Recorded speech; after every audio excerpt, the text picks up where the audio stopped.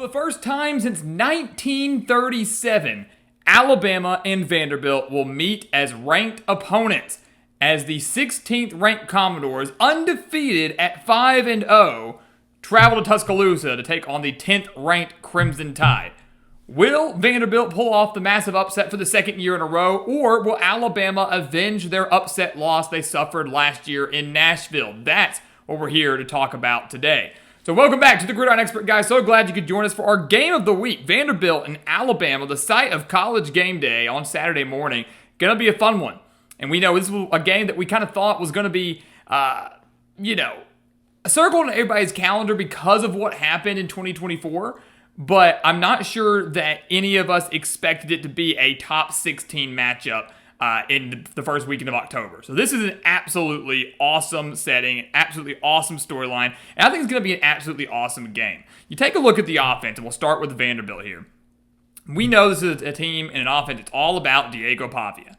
He's thrown for over 1,200 yards, 13 touchdowns, just 3 interceptions this year. Is the Commodores' leading rusher right now with nearly 300 rushing yards and 2 rushing touchdowns.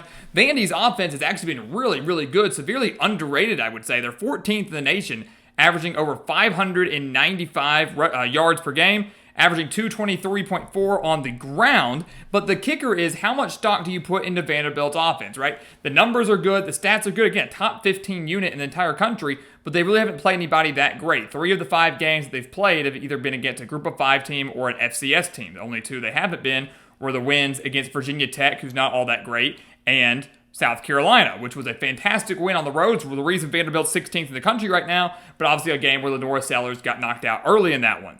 But you take a look a little bit deeper right now. This is a team that loves to run the football. They're doing so very well with their mobile quarterback, but they've got 3 other players that have rushed for at least 200 yards, 4 total players that have rushed for at least 100 yards. Cedric Alexander has over 240 yards on the ground. And the question for me, for Vanderbilt more than anything, is if the running game were to get shut down, if Alexander gets shut down, if Pavia gets shut down, can Pavia deliver through the air? Can Vanderbilt win this game through the air if the running game gets completely taken away? Last year, when they played Alabama, and they pulled off the upset 40-35, they had 252 passing yards.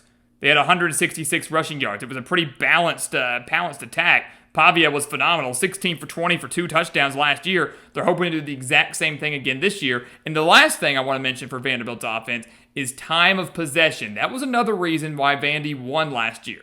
It was obviously because they got off that fast start, one of which included a pick 6. It was the unbelievable 4th and 1 conversion for a touchdown, but it was the fact that Vanderbilt also held the ball for over 42 minutes. They limited Alabama's opportunities. 42 minutes, 60-minute game. Vanderbilt held on to that football. That's the same recipe. Run the ball effectively, chew up a bunch of clock, make sure you get in the end zone if you chew up all that clock, and you've got a chance to pull off another massive upset, this time doing so in Tuscaloosa. Alabama. What a win for them. I feel like it's deja vu. Last year they got that massive win over Georgia. Next game was Vanderbilt. Here we go. And they lost to the Commodores. Now they're coming off another massive win against Georgia, one where they ended the Bulldogs' nation's longest home winning streak. But I don't think they're overlooking Vanderbilt this year, right? I think it was easy to do so last year. Big win, riding the high. They thought they could maybe go in there and play a C-average game against Vandy and still come out with the win, and that was not the case. This year, as we know, at home, revenge on their mind, Alabama not going to let that happen. Ty Simpson has been unbelievable. I know there was a lot of questions about him after week 1 against Florida State. A lot of questions about him coming into the season period. But he's been unbelievable.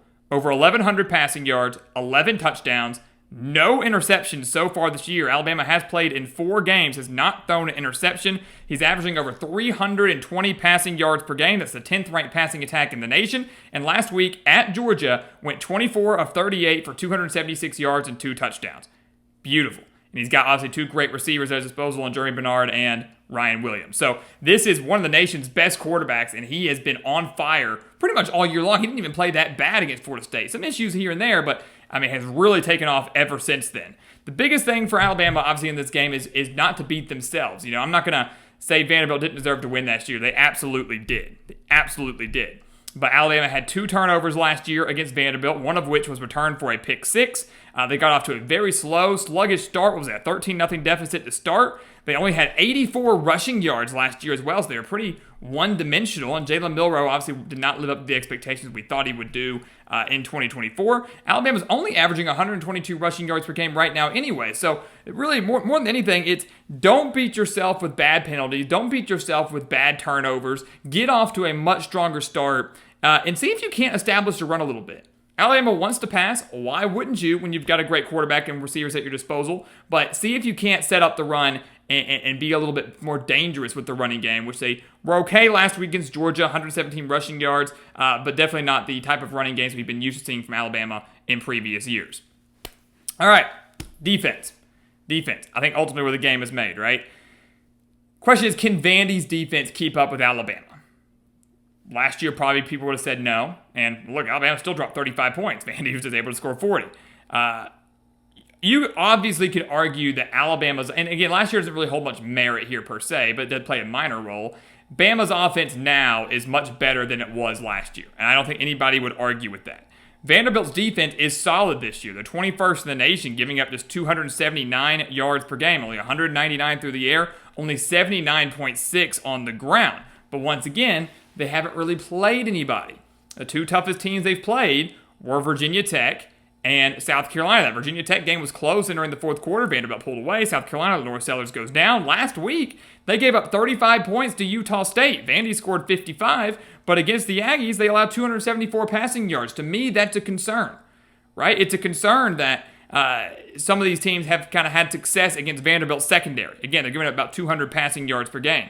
They're going to have to find a way to slow down Ty Simpson in this game. Alabama has not shown me the ability to run the ball effectively through 4 games. It hasn't been that great.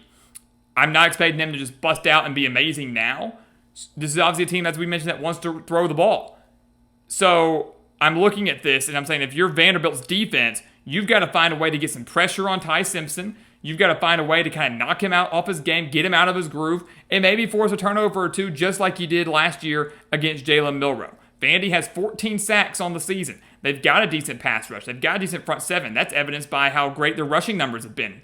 But they've got to find a way to slow down Ty Simpson and also limit those big home run balls. That's the million-dollar question and the million-dollar thing they got to do. Alabama, they've been pretty good defensively.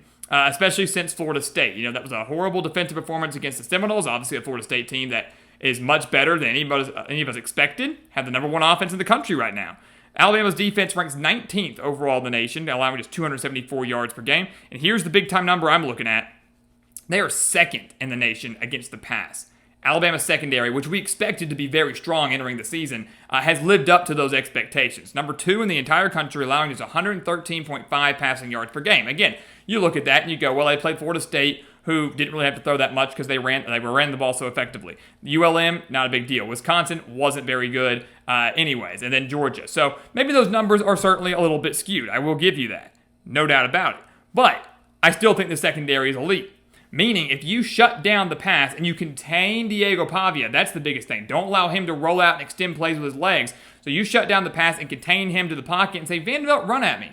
Run on us. Go ahead. You've got a good rushing offense, right? I mean, Vandy's doing a phenomenal job. 223 rushing yards per game right now. Try running against our front seven. I don't think they're going to have much success. So if you're Alabama, you're doing everything you can to limit Pavia's, just creative playmaking and basically saying, you're not going to throw on us. You're not going to beat us deep. If you want to win the game, you're going to have to run. I can promise you're not going to be able to do it that way. That's what Alabama has to do defensively. And once again, do not, if you're Alabama, beat yourself. Last year, 6 penalties for 57 yards, 2 turnovers, one of which was returned for a touchdown. Poor tackling, missed assignments. I mean, just a lot of things that Alabama did so wrong last year, and they've got to make sure they don't make those same mistakes now. And it would seem those have certainly been corrected after what we saw last week against Georgia. But you could also say the same against last year. The game of the year, they beat Georgia in Tuscaloosa, lay the egg in Nashville. So what's going to happen? What's going to happen? Number 16, Vanderbilt. Think about the stakes here. Vanderbilt wins this game, they're in the top 10. You will see a 6-0 top 10 Vanderbilt team that doesn't have the worst schedule the rest of the way. They get to host LSU after their bye week, and that's certainly a winnable game. A Vanderbilt team that would absolutely be in the thick of an SEC title hunt and a college ball playoff hunt as well, if they can win this game. Even if they lose, they're still in it, but the margin for error is much slimmer. They beat Alabama. Obviously, Alabama's pretty much done for because their schedule a little bit more tougher than Vanderbilt's down the road. But Alabama, they win this game. They get their revenge over Vanderbilt. That's huge for them. Keep those playoff hopes alive, which is big. So what's going to happen? In Tuscaloosa, I'm absolutely picking the Crimson Tide here. Absolutely picking the Crimson Tide. I don't think Kalen DeBoer allows this team to slip up now. Kalen DeBoer, and we've seen it even last year, which was a disappointing year for Alabama, better team typically at home than they've been on the road. I think last year Alabama got caught sleeping. I think they got caught just in a trap game, an emotional letdown game after such a big, crazy win over Georgia. Still same thing here, big, crazy win over Georgia, but you're not overlooking Vanderbilt. They're 5-0. They're ranked. You want that revenge. I don't think Alabama necessarily decimates them. I'm not seeing this being like a 30, 40-point win or anything, but I do think Alabama probably will win this game by double digits. Vandy puts up a solid fight. Bama pulls away late. Give me the Crimson Tide to get their revenge over the Commodores. They will improve to 4-1. Vandy shouldn't drop much. They're still a force to be reckoned with, and LSU needs to watch out here in a few weeks. But ultimately, it is Alabama that wins the game of the week in Week 6.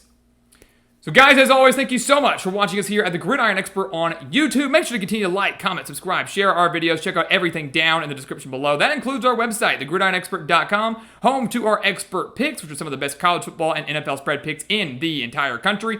Do not miss out on those. Again, the link for that down in the description below. And once again, as always, thank you so much for watching, and we'll see you next time right here on the Gridiron Expert.